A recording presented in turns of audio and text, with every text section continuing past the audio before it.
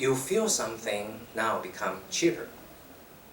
You want to consume it more. It's because the relative price for P1 and P2, good one is relatively cheaper, right? Okay, this is the first effect and the direct effect you would feel. All right, something is cheaper, so I will consume it more. It's a natural response, right? This kind of response is quite natural, right? All right, and I will feel that, oh, because P1 is smaller or good one is cheaper, and although I may consume more Q1, also at the same time, I feel I got, although my income is unchanged, but I feel I'm a little bit richer than before because my purchasing power looks like higher. Do you understand what I'm talking about? Once again, think about something whose initial price is 100. Now there is a big sale, Black Friday big sale, so the price dropped from 100 to 50. Okay, the price just 50% off. What do you think? You will feel, oh, it's cheaper. Now I wanna consume more good one. And also, I will feel I am a little bit richer than before. Okay? Although my income is unchanged, but it feels like my purchasing power is higher. Something just like I save some money, okay? So, for example, if before the change, the price is $100 and I consume, say, 20 units of Q1. So my expenditure would be 2,000, right, on Q1. And after the drop of the price, the big drop of the price, oh, I feel very nice. And I consume more, 30. But the total expenditure on good one is just $1,500, right? Less than $2,000. So I save $500, okay? I save some money by $500. And this money saved, which means my purchasing power gets higher, right? I got a higher purchasing power. So I may be, the income I saved can be either evenly or not evenly. I just can increase my consumption either on good one or good two. Again, right? So not only good one, I will increase my consumption, but also good two. I may also increase the consumption on good two, right? So Q2 can be increased. It's a quite normal thing, okay? So when some price or the price of one good drops, you will feel two things. The first one is the relative price of good one and good two changed. The relative price, P1 to P2, because P2 is unchanged, but now P1 is cheaper, so relatively I will feel good one is cheaper, and then I will consume more Q1 from Q2 to Q1, right? I'll switch my consumption from Q2 to Q1 because now P1 is lower, so good one is cheaper, and I will buy something more on the cheaper one. I'll buy more on the cheaper one, okay? But at the same time, I will also feel, oh, my purchasing power seems higher, although my income just unchanged, but my real income seems higher because something is cheaper. So I may feel, oh, I saved some money, and the money I saved can be shared on the consumption of good 1 and good 2. Okay? So there are two types of effects. One, the first one, we call it substitution effect. And the second one, we call it income effect. Okay? Once again, when P1 drops, which means good 1 is cheaper, then I will switch, or I will change my consumption. I will move some part of expenditure from Q2 to Q1. I'll buy the cheaper one more and buy the expensive one less, right? So these types of effects, we will call it substitution effects, caused mainly by the relative price. And the second one, because something is cheaper, so I feel my real purchasing power is higher. Since I got more money saved, and I can split this saved money on what's both goods, right? And we call it income effect. Okay? And also, let me give you a contrary example. If P1 now is not cheaper, but more expensive. So when P1 goes up, when something is more expensive, P1 goes up, P2 and Y remain constant. So I will cut the consumption on good 1 because it is relatively more expensive than good 2, right? So I will switch my consumption from good 1 to good 2. I will take some money from here to here, all right? It is due to the relative price. And also I will feel, oh, I'm a little bit poorer than before because it's more expensive.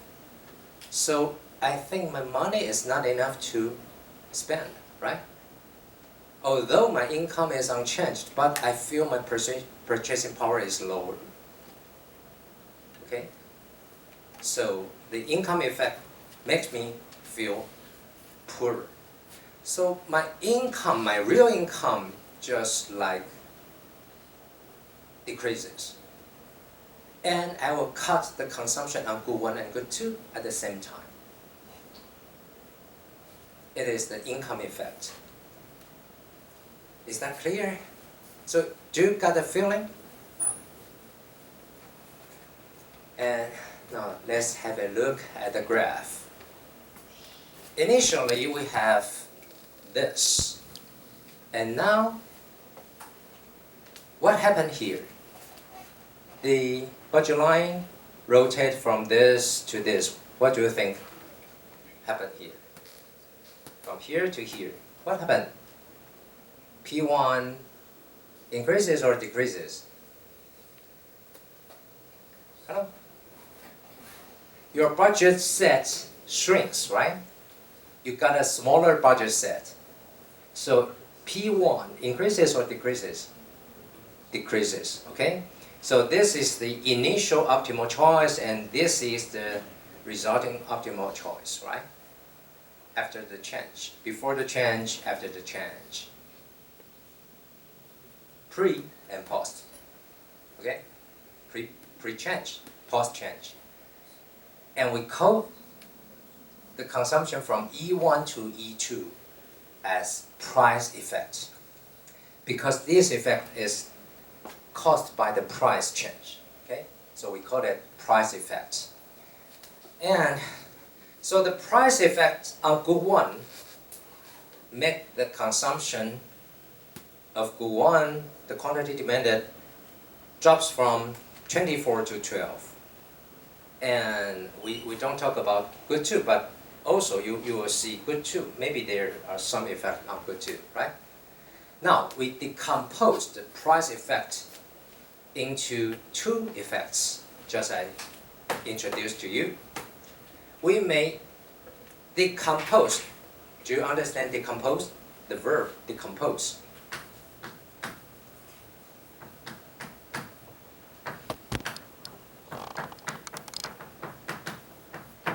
We decompose the price effect into substitution effect and income effect. Okay? So we want to decompose price effect into two. All right. So what happened here? You see we have another blue line. From here, the first blue line to the second blue line, which is caused by the change in P1, right? P1 increases, so we have from here to here. But what about this one? You see the third blue line is actually parallel to the second one, right? Do you understand parallel? 平行, parallel. From this and this are parallel, which means this is the new price. The new price with the higher P1, right? The new price. But the tangent point is still on the same indifference curve, right? So the change from E1 to E star or E prime? Let me check. It's star. Star.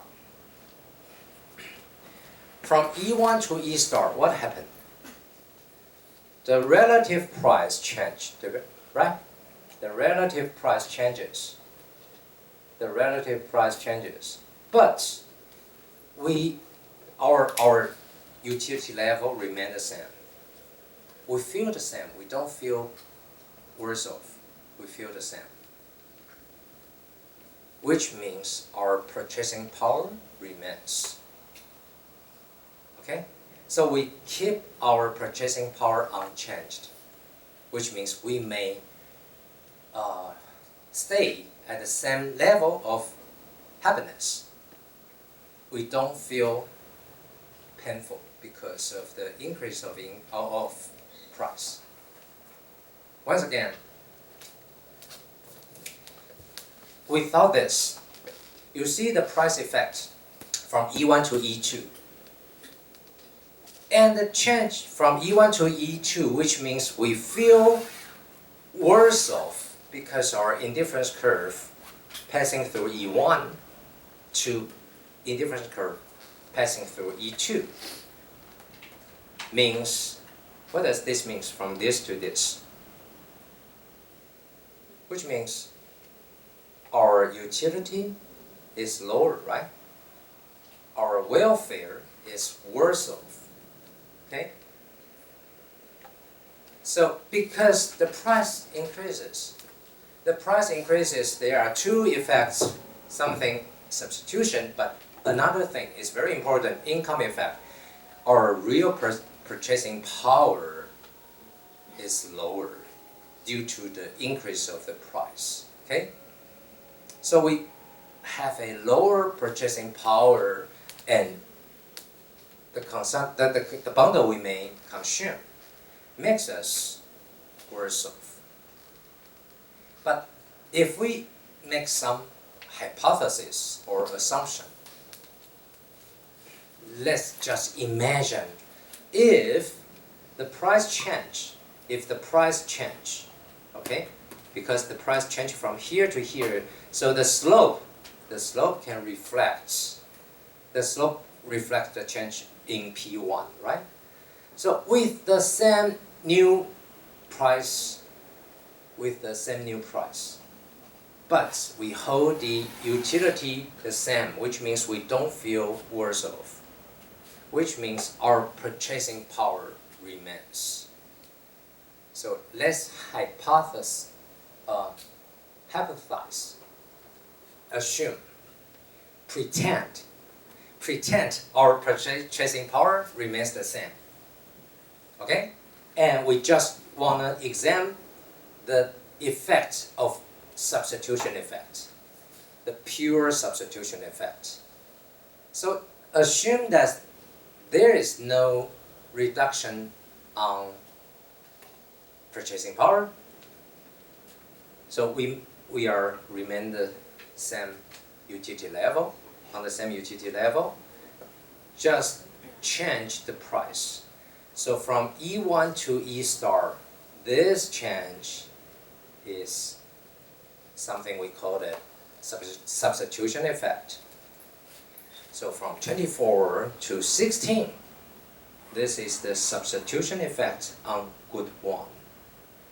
And from E star to E2, you will see is a parallel shift inward, right? A parallel shift to the left. A parallel shift to the left, which means our income decreases. There is a reduction in our income, right? So what does it mean?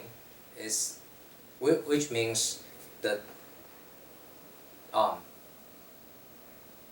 the drop, there is a drop or there is a decrease in our income. So our real purchasing power is decreased. So this part we call it income effect. So from here to here, you will see the consumption on good 1 drops from 16 to 12. So the price effect would be 24 to 12, but we may decompose it into 24 to 16 and 16 to 12. And the first part, the very first part, 24 to 16,